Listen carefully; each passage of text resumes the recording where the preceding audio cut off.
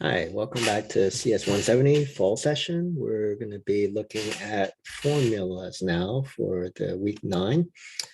So we've been doing a couple of topics around the introduction to Excel. So the next topic is formulas. So you can kind of see some examples here, writing a formula. This would be cell B6 times C6, right? So in this case, on this sheet here, you have B6, which is like the $32 times the C6, which is 1, right? So you're taking the quantity times the price here, right? So this formula would probably be going into the cell D6 here, okay? So that's what this formula is all about here. This one is cell D6 minus cell E6 times cell D6. Okay, now these formulas are going to follow similar to all the other stuff you've been working on in terms of complex formulas, the Pemdas rule, right? So anything within parentheses and you want to do like this multiplication here first, right? So you have this E6 times D6. That would go first. You calculate that, and then you have the D6, right? So it's similar to like if you're doing this for like, math on paper or something like that. So yeah, it's gonna follow the Pemdas rule, right? So anything with parentheses, exponents, multiplication, division, and then addition, subtraction, right? That's the order or listing of priorities on your calculations, right? And then this is F6 plus G6, cell F6 plus cell G6, okay? You can copy and paste the formula, you can do fills, and you can do a couple other adjustments here. So let me show you quickly here, okay? So let me see here. We were doing this one here, which is, well, no, this one here, which is the price times the quantity. And then you have this, the total price, which is a calculation of B3 times C3, okay? Now, when they say fill, what that means is you can see down here in the bottom right, there's like this little dot here. You can take that and drag that down. And what that would do is actually copy that formula down. Now that already existed here, okay? But notice here, when you look at the formulas, it doesn't just copy B3 times C3 all the way down. It knows that you went to the next row. So you actually probably want to do B4 times C4, right? You don't want to just repeat this calculation over and over again. You actually want to take that formula, but apply it with these values that are in the fourth row. And, same thing here. You go to the fifth row, same thing, okay? And same thing, right? So that's what they mean when they say do your fill. You take a formula, you can drag it down, and then it just applies it to the next line, right? So now you can see this line here is blank, right? So let's say for the sake of argument, I'm gonna put in something here. I don't know. Let's do $35 and times 2, right? You can see I have that here, okay?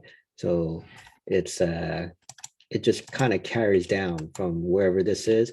This is what they mean by talking about relative cell reference, right? Absolute cell reference is another thing, which means that the cell won't change as you go left or right or down and up, right? And we'll get to the difference between absolute and relative cell reference in another lecture. But this is basically using a basic formula.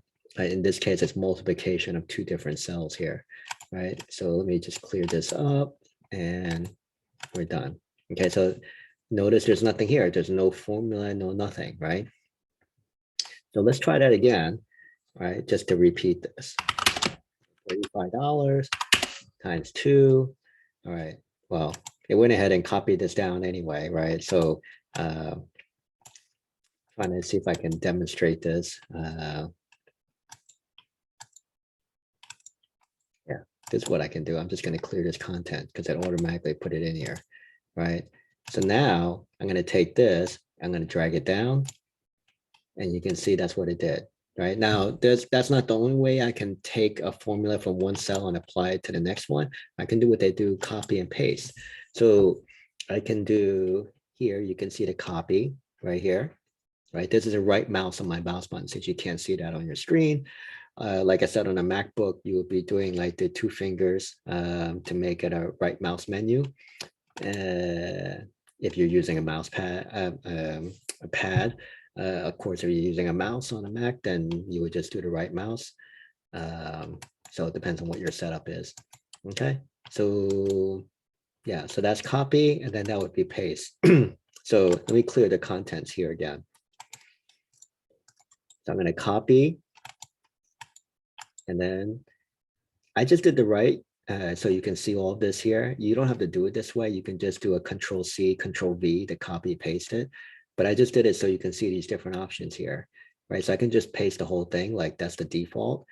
You can paste just the value. I mean, I copied a value of $32 down, or I can copy the formula, which would make it 70, right? So you see the difference here. It kind of gives you a preview, right? By doing this, I'm only taking the value from D6 and putting it into D7. When I go to this one, which is the formula, it will take the formula and of course shift it over to the row 7 as the reference. That's why you got $70 here.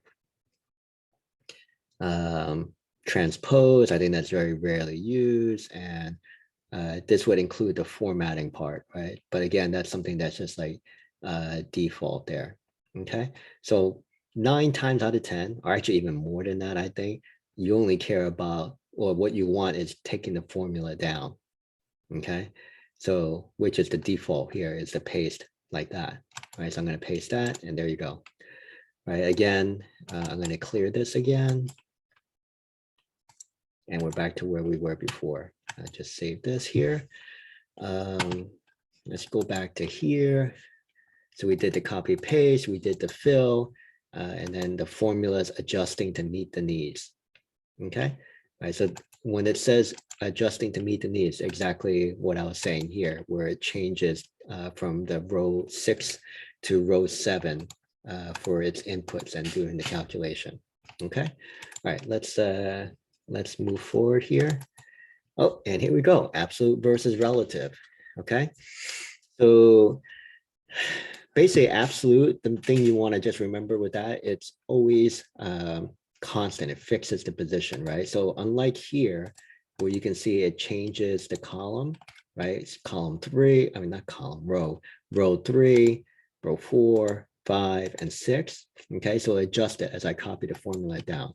If you have something that is defined as absolute reference, that means it will not change, right? And there's times where you want to do that, right? So you just want it to be fixed, right? So one common thing here, I kind of left it on the side here, is this tax rate, right? So I can have this formula, but of course, if I refer to the cell K8, whatever I do, if I kind of copy and paste it all over the place, I always want the cell to be K8 if I want to look for the tax rate, which in this case is defined as 7%, okay, or 0.07, okay?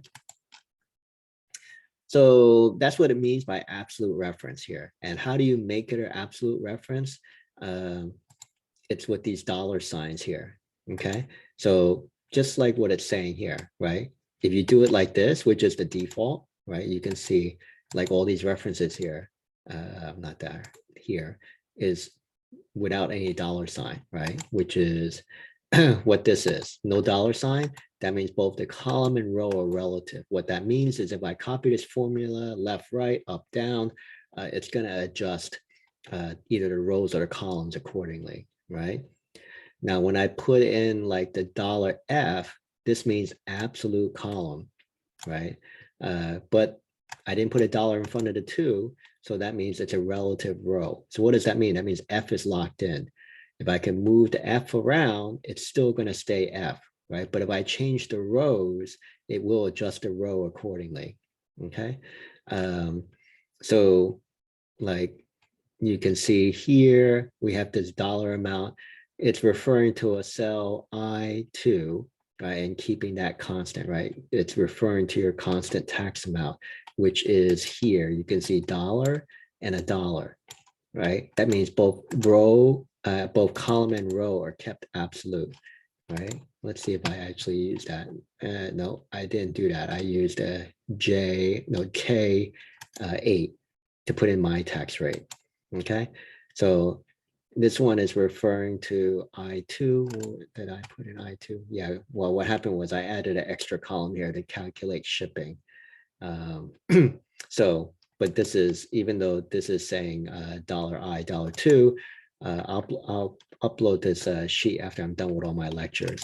It's this one, right? K8, right? That's what this $F $2 means, keeping the row and column and row to be absolute, right? And I skipped over this one, but it's basically the same thing as this one, right? So this one locks in the column, this one locks in the row, okay? And some more about relative absolute. Like it says, by default, a cell reference is relative, right? So like I said here, by default, when I typed in this formula, it just said B3 times C3, right? You saw when I was clicking on it, that's what it put in there, right? You have to explicitly put in the dollar signs to lock them in to become absolute reference, okay? Okay, example, you refer to a cell A2 from C2. You're referring to the column that is 2 columns to the left, C minus A, and then the same row, okay? Yeah, so that's fine, right? You're in the second row, right? But the column is A and C, right?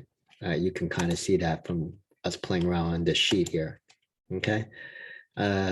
And as we've discussed before, the formula has a relative cell reference. It's going to adjust as you copy it, right? Either if you move it from here to the right or move it to the left, it'll adjust the column reference accordingly.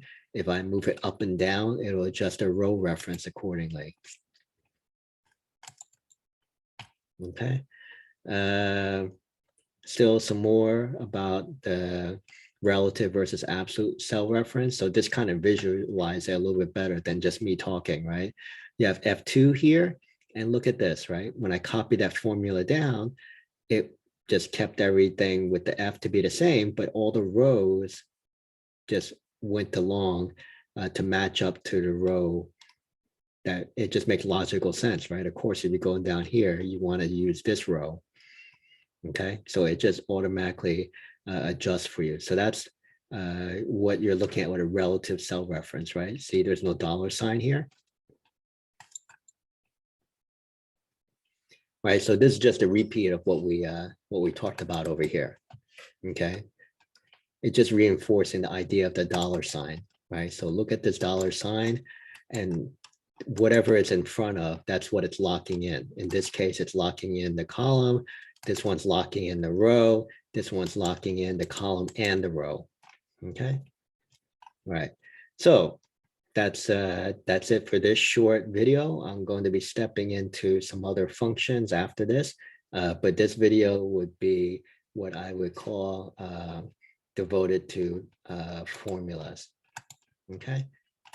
All right.